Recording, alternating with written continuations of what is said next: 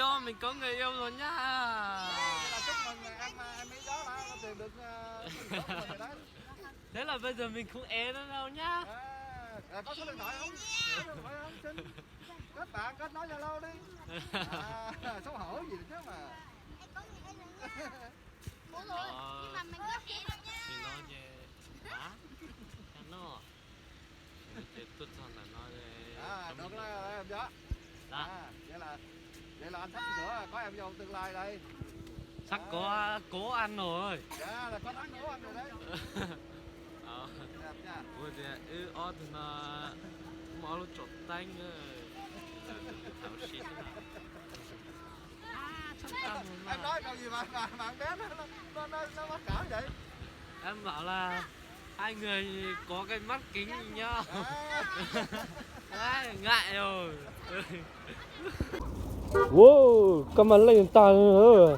Thánh cả giò này đó. Nó về bé tôi cho nó, đến lúc nó về giọt. Ủa lúc nó cho là cho mình nhổ là nó giống một cành tay thế. Nên một chút trà thế. Thế cho này và nhá la thế cho nó sẽ được chờ là chùa tao to nữa nhở. Thì này thế được chặt chặt thế. Thì sau lúc xí hậu này lá cá là một cái lúc chết lo nó thế nào nó ta giò này đó mà tôi rồi thì thoát cho một ổn nhân giả cặp tên lò nữa thế nó tôi rồi to về cặp bánh lò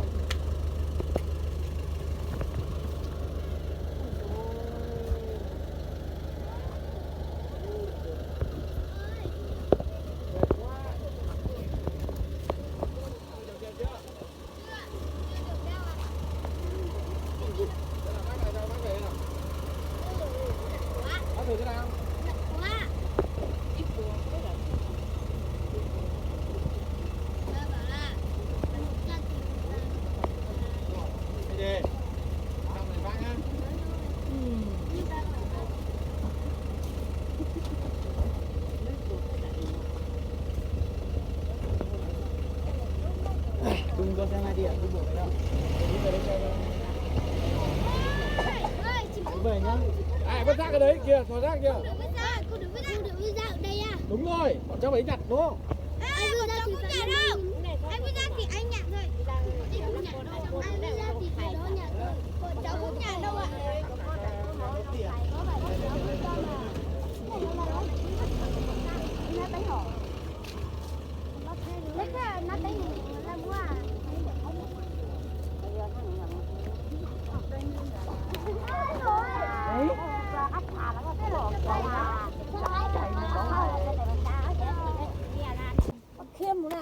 Đâu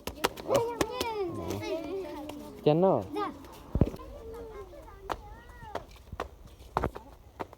Ê cô nếu mình thả lưới rồi lấy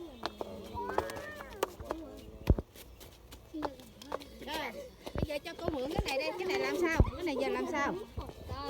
nó ai chơi này tôi nghe tin là nó là những tuần mà chứ thì em cho tận đạo quay đi đó mình phải có cho nhà mà tiền ha cho mà ít tiền cho mà chung mà Nó chụp trong món nào? ủa tôi cho nó dùng gạo tiền liền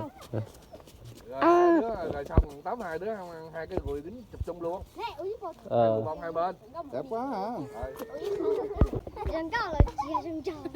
Em cho ta rồi liền nè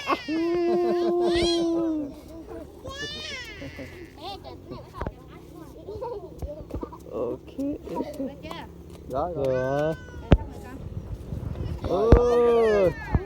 Rồi nó tầm dần dùng mà tôi phải về tao xếp mà quả cho kén con mà dùng gạo tiền liền tiền này nữa em biết cho nó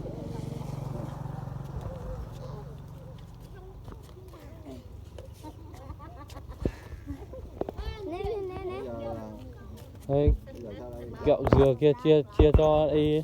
Đó, bây giờ sao đây? Cái này nó có tiền lẻ. Lấy kẹo dừa kia đi. Hả? Lấy kẹo dừa kia chia đi. Rồi, giờ mấy con tự chia nhau nha. Rồi. À. Này là không gọi bằng cháu đâu, gọi là em dâu, bị đây là em nè. Bây giờ là em dâu. Em dâu đấy. Bây giờ này các con tự chia nha. Tại vì Em dâu của chú này à? Không, là vợ của chú đó. Thì mới gọi là em dâu. Em dâu. Đó. Vợ của chú là. Sao vợ của chú? Vợ của anh đấy. Đấy. Vợ của anh đấy. Anh đi. Vợ mình là vợ chồng của nhau đấy. Bây giờ là cái đó là các con chia đều với nhau. Còn cái bé này nè, có phải là có cho mượn ấy nè, là cho thêm nè. 20 nữa nè. Là cho con riêng nè. Tại vì này là em dâu nha, cho nên ưu tiên. Các bạn đừng có phân bì nha. Rồi. Cái gì? Dễ cưng quá. Cho bé này 1 tấm. Cho bé này 1 tấm. Bé này bao nhiêu rồi? Bao nhiêu tuổi? 3 tháng. 3 tháng.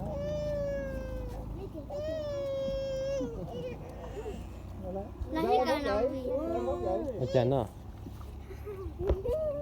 Đúng hả? Hello, Hà Gia xin chào nhá. Rồi, bây giờ bye bye các bạn nhỏ nha. Rồi, bye bye.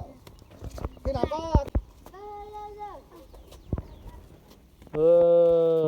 Những quán này bạn đã một số Facebook à? À, tôi có tàu nè. Cái bé cứ tiêu. Hả? hỏi bà cụ này bao nhiêu tuổi rồi đó? Rõ mà cho xong à? lâu quá nè. Bây giờ xong phố lắm. 80 tuổi. Tuấn ứng rồi. Khỏe. Đi tao. Tao thế ha. Thế ha. Thế ha, ôn đi tuần nào rồi nè nè. Bây giờ thằng nó chỉ tao thôi. Tạm biệt em đâu nha. Tạm biệt em đâu, hẹn gặp lại. Bye bye. Bữa đi qua bắt chị Hà Giang. Tao mua cho là mỗi gì à? Tôi bây giờ một cây từ sơ phát Bao mà, này mày à? Chắc cái này. Chắc cái này. Nếu mình chỉ giống ý lấy tuần đã mà nếu em gì xếp. Nè, anh tôi cho. Ok. Năm nào tôi làm mà chỉ cho chua. Rồi thì lệ. Bán nành lò. Ở chỉ lo một bán nành rồi sẽ lo khó thế này à? Để xin chỉ đường này cho mình quảng cáo ấy. Bye bye. Này thật thì nói tí một mà ô cái. Gì mà à?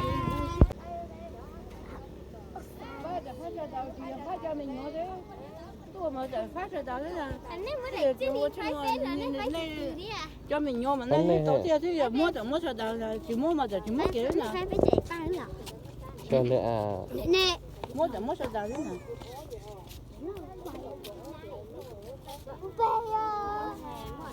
Nên chúng ta vào này ít tụi nhớ tao thiếu họ. Thật. Nên chỉ tao mới đừng gọi tôi chỉ tôi. Còn tôi. Còn tôi có cặp lá còn cho cái gì nên gọi nó ói rồi, nó ói tụi nhớ tao ói thiếu họ. Thế mà. Ít tuổi chưa?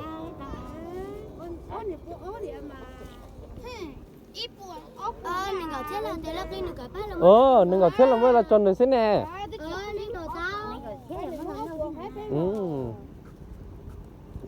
Nhân này thì nhớ lo thế à?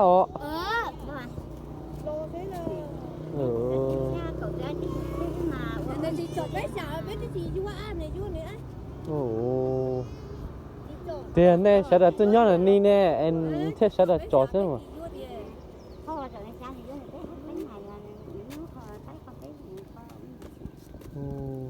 Bà cụ bà nói ra cái gì đó.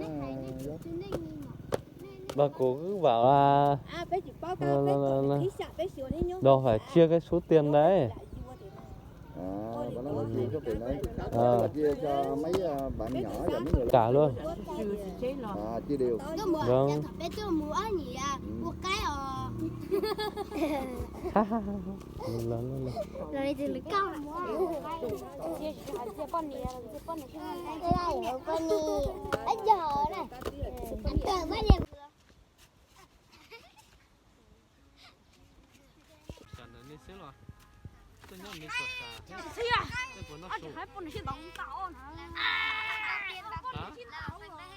Đâu phải không thể lệ.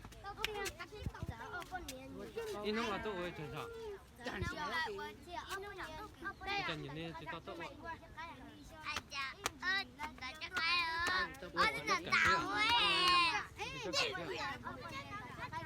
Ăn giỏ là. Nè một tiếng nó. đang hạt chết tôi In hôm nay tao nó sẽ. Là tôi mà là cho đậu tôi mà là mua phái mà cho nên mà ý giờ là nè trên trong mấy tay chi tiêu là mà tại bé rồi anh này nè Em tao đừng có bắt chết hơn tôi chỉ tao này thì phải nè. là mà giờ là chỉ mua thế là mua mà ý lúc cháy mà tôi mua ý ở rộng mà đấy à nghe trên lầu coi thì hãy bên chỉ cho đến này lên trên lầu là khi Nhưng mà theo như lý do thì các con không nên làm như thế thật. Tại vì các con đang còn trẻ thì các con nên phải đi học. Thì muốn có nhiều tiền ấy thì phải đi học. Đó, đi học sau này xuống thành phố làm này thì mới biết được. Còn nếu mà ở đây thôi thì nói chung là hơi khó. Chứ mình không thể nào bán ở đây được. Nên là ở bên trong trái tôi hả?